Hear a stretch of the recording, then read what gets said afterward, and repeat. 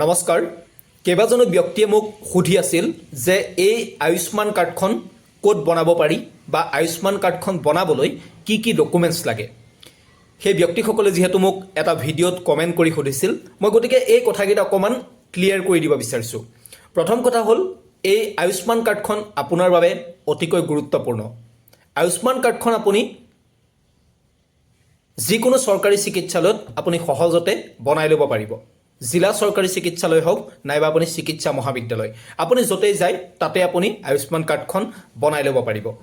আয়ুষ্মান কাৰ্ডখন বনাবৰ বাবে আপোনাৰ হাতত কি কি নথিপত্ৰ লাগিব এই কথাটো আপুনি জনাটো যেহেতু আপোনাৰ বাবে প্ৰয়োজন কাৰণ আয়ুষ্মান কাৰ্ডখন সকলোৱে লাভ নকৰে আয়ুষ্মান কাৰ্ডখন আপুনি বনাবৰ বাবে বা আপুনি পাবৰ বাবে আপোনাক প্ৰথম যেটো ডকুমেণ্টছ লাগিব সেই ডকুমেণ্টছটো হৈছে যে আয়ুষ্মান কাৰ্ডখন আপুনি যাৰ নামত বনাব বিচাৰিব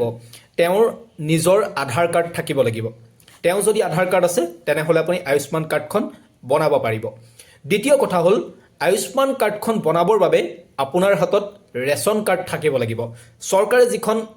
ৰেচন কাৰ্ড দিয়ে বিপিএল কেটেগৰীৰ সেই ৰেচন কাৰ্ডখন আপোনাৰ হাতত থাকিব লাগিব যদিহে আপোনাৰ হাতত ৰেচন কাৰ্ড আছে যদিহে আপোনাৰ হাতত নিজৰ আধাৰ কাৰ্ড আছে তেনেহলে আপুনি অনায়াসে যিকোনো এখন চৰকাৰী চিকিৎসালয়ত গৈ জিলা চিকিৎসালয় হওক নাইবা চৰকাৰী চিকিৎসা মহাবিদ্যালয় হওক য'তে আপুনি যায় তাতে আপুনি আয়ুষ্মান কাৰ্ডখন বনাই ল'ব পাৰিব ফৰ্ম ফিল আপ কৰিব লাগিব তাৰ পাছত আপুনি আয়ুষ্মান কাৰ্ডখন বনাব পাৰিব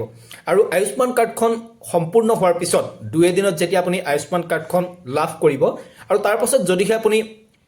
পেচেণ্ট যদি আপোনাৰ চিকিৎসালয়ত এডমিট হৈ থাকে তেনেহলে আপুনি আয়ুষ্মান কাৰ্ডখনৰ সুবিধা লাভ কৰিবৰ বাবে আপুনি সেই চিকিৎসালয়খনত থকা আয়ুষ্মান কাৰ্ডৰ যেটো সেল আছে সেই সেলটোত আপুনি যাব লাগিব তাত গৈ আপুনি কিছু নথিপত্ৰ জমা দিব লাগিব আৰু তাত গৈ আপোনাৰ এই আয়ুষ্মান কাৰ্ডখন আপুনি এক্টিভ কৰি ল'ব লাগিব এক্টিভ কৰি লোৱাৰ পাছত আপুনি চিকিৎসা সেৱাৰ পৰা আৰম্ভ কৰি চৰকাৰী চিকিৎসালয়ত 5 লাখ টকা পৰ্যন্ত এই আয়ুষ্মান কাৰ্ডৰ প্ৰতিটো সুবিধাই লাভ কৰিবলৈ সক্ষম হ'ব উদাহৰণ হিচাপে দিছো আপোনাৰ ৰোগীজন গুৱাহাটী চিকিৎসা মহাবিদ্যালয়ত ভৰ্তি হৈ আছে তেনেহলে আপুনি আপোনাৰ ৰোগীজন গুৱাহাটী চিকিৎসা মহাবিদ্যালয়ত ভৰ্তি হোৱাৰ পিছত আপুনি গুৱাহাটী চিকিৎসা মহাবিদ্যালয়ৰ ভিতৰত যেটো আয়ুষ্মান কাৰ্ডৰ সেল আছে সেই আয়ুষ্মান কাৰ্ডৰ সেলত দীঘলীয়া শাৰী পাতিব লাগিব আৰু তাৰ পাছত আপোনাক যিকেইটা নথিপত্ৰ বিচাৰে আপোনাৰ ৰোগীজন এডমিট হোৱাৰ নথিপত্ৰ বিচাৰিব ডক্টৰৰ এটা সহি বিচাৰিব আধাৰ কাৰ্ডখন বিচাৰিব এই ধৰণৰ ডকুমেণ্টছ কেইটা দিয়াৰ পাছত আপুনি আয়ুষ্মান কাৰ্ডৰ সেলে আপোনাক আয়ুষ্মান কাৰ্ডখন এক্টিভ কৰি দিব আৰু সেইমতে আপুনি সুবিধা লাভ কৰিবলৈ সক্ষম হ'ব আৰু এটা কথা আপোনালোকৰ জ্ঞাতাৰ্থে জনাই থওঁ ধৰক আপুনি আয়ুষ্মান কাৰ্ডখন আগতে বনোৱা নাই আপোনাৰ হাতত ৰেচন কাৰ্ড আছে আপোনাৰ হাতত আধাৰ কাৰ্ডো আছে কিন্তু হঠাতে আপোনাৰ মাৰ বা দেউতাৰ বা আপোনাৰ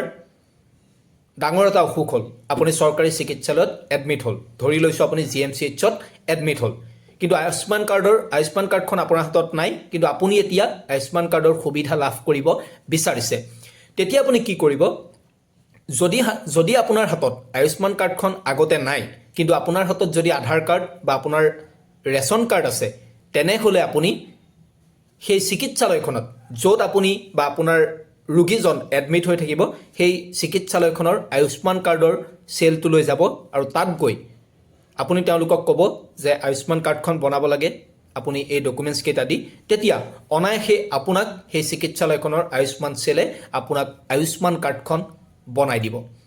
গতিকে মই ভাবো এই ভিডিঅ'টোৱে যথেষ্টখিনি উপকাৰ কৰিব কাৰণ পূৰ্বতে মই আয়ুষ্মান কাৰ্ড কেনেকৈ বনাব লাগে তাৰ ওপৰত এটা ভিডিঅ' বনাইছিলোঁ যথেষ্ট পৰিমাণে ৰাইজে আকলি লৈছিল আৰু তাতেই এই ধৰণৰ কমেণ্টসমূহ আহিছিল ৰাইজে সুধি আছিল যে ৰেচন কাৰ্ড নাথাকিলে আয়ুষ্মান কাৰ্ড বনাব পাৰি নে নোৱাৰি আয়ুষ্মান কাৰ্ডৰ সুবিধা ক'ত ক'ত লাভ কৰা যায় জনাই থওঁ যে মই যিমান দূৰ জানো আয়ুষ্মান কাৰ্ডৰ সুবিধা বৰ্তমান সময়ত কেৱল চৰকাৰী চিকিৎসালয়সমূহত পোৱা যায় ধন্যবাদ